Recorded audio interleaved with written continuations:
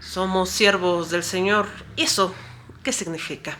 Bueno, la palabra siervo aparece más de 50 veces en la Biblia. Esta es usada por la mayoría de los seguidores de Dios. Ahora bien, ¿qué significa ser un siervo?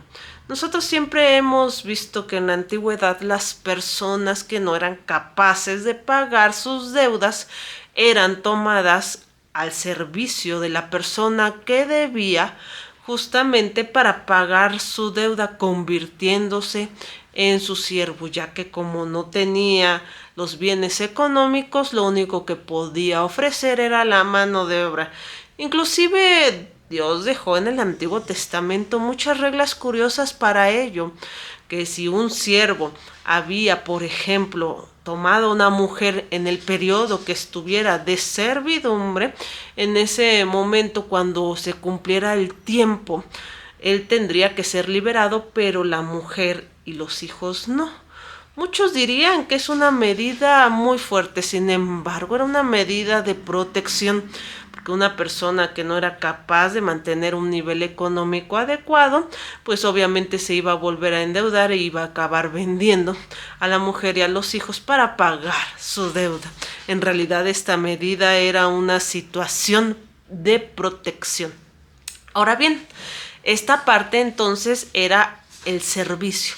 Sin embargo, cuando una persona le debía a otra o era comprada por alguna deuda, pues esta le servía justamente de una forma obligada, es decir, por el objetivo de cubrir dicha deuda, no porque realmente ellos quisieran ponerse a mano en el servicio justamente o ser siervos de esa persona.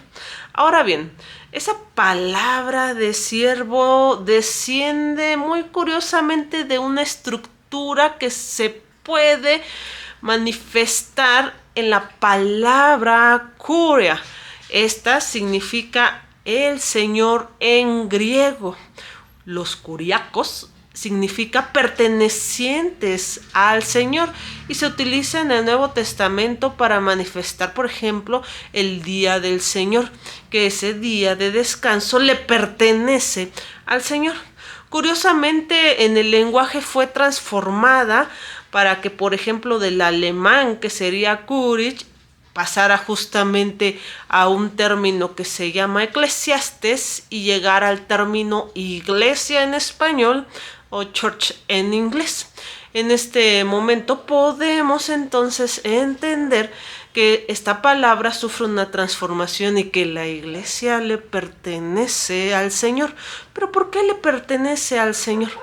Porque todos nosotros fuimos comprados por un precio de sangre. Es decir, ¿cómo puede ser entonces que un Señor que te ofrezca libertad, verdad y justicia a la vez involucre una situación de servicio?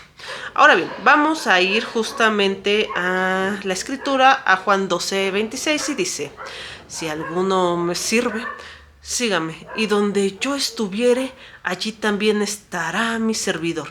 Si alguno me sirviere, mi Padre le honrará.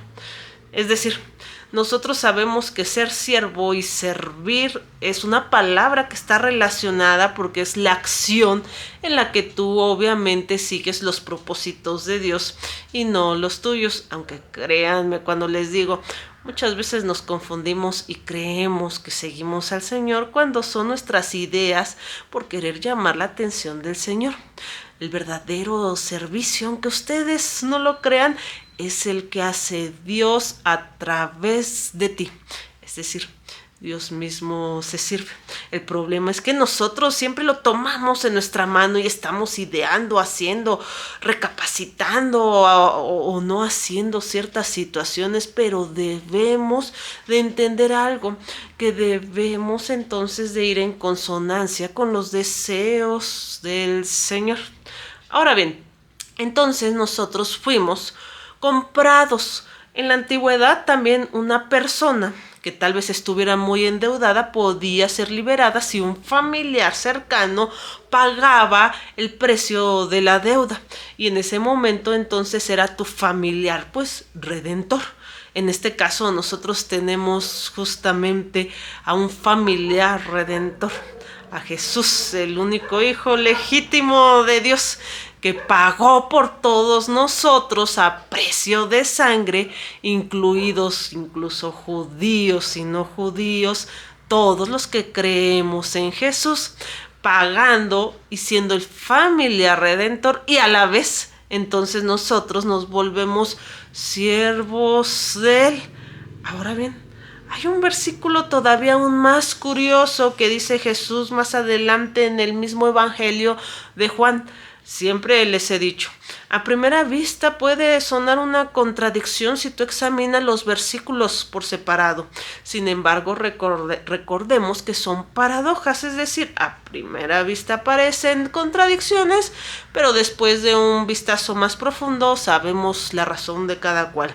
Y como siempre les he dicho, para entender la escritura siempre pregúntense qué justamente está tratando de responder en ese momento, pues Jesús, los apóstoles o el escritor obviamente del Nuevo, el Antiguo Testamento. Así podríamos llegar a tener menos confusiones. Y en este momento entonces Jesús habla del servicio y versículos más adelante dice algo muy interesante, y es justamente en Juan 15:15 y dice: yo no os llamaré siervos, porque el siervo no sabe lo que hace su señor, pero os he llamado amigos, porque todas las cosas que oí de mi Padre os la he dado a conocer. Es decir, somos siervos del Señor por decisión, no por obligación, al obtener nuestra libertad, porque nosotros realmente éramos esclavos del pecado, de Satanás, de las cosas malas que había en nuestro corazón, y al ser liberados de las cadenas por Jesús, que es la única puerta, el único camino y la única manera de estar justamente en la presencia de un Dios santo, nosotros ahora tenemos la opción de decidir seguirlo a Él de forma no obligada. Aunque hayamos sido comprados, nosotros valoramos ese hecho, porque Jesús nos tiende la mano y nos lleva en ese camino, ese viaje de vida. Pero ahora ya no estamos solos, estamos junto a Él, y nosotros somos quienes ahora queremos seguirlo a Él, no Él a nosotros, como muchas veces hemos pensado que Dios nos debería de cumplir lo que nosotros pensemos, querramos y demás. Nosotros somos quien debemos de seguir voluntariamente al Señor, volviéndonos curiosamente una situación de servicio a Él, pero siendo amigos de Él. Una relación puede ser justamente diferente en cada persona. Es decir, tú puedes a lo mejor considerarte el siervo del Señor, y el Señor te puede considerar su amigo, lo cual nos hace incluso sentirnos amados. Es como posiblemente tú puedas ser padre justamente y abuelo. Claro, en esta situación posiblemente sean personas diferentes con las que tengas ese parentesco, pero créanme, también tú puedes ser hermano y amigo al mismo tiempo, en la misma relación y en la misma persona, porque habrá hermanos que no son amigos, o padres que justamente no son amigos de su pareja, entre otras muchas singularidades. Vemos que el sentido no es contradictorio, ya que es un nivel de relación diferente con el cual interactuamos con los demás. Así que sí, somos siervos del Señor porque lo seguimos por voluntad, por amor, porque lo necesitamos, porque nos hemos dado cuenta que no queremos estar lejos de Él, porque en Él encontramos la luz, la verdad, la paz, la salvación, todas aquellas cosas que estuvimos buscando en este mundo y estuvimos justamente cegados ante Él por nuestra propia maldad, por nuestras malas decisiones.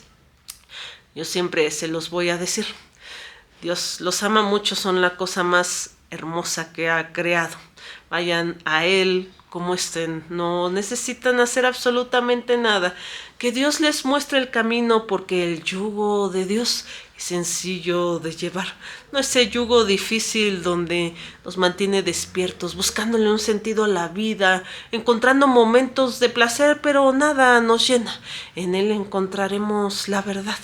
¿Que no te gustaría conocerla? Deberías a lo mejor habilitar un poco de tu ser para tener esa duda y acercarte a conocer a Dios en este momento.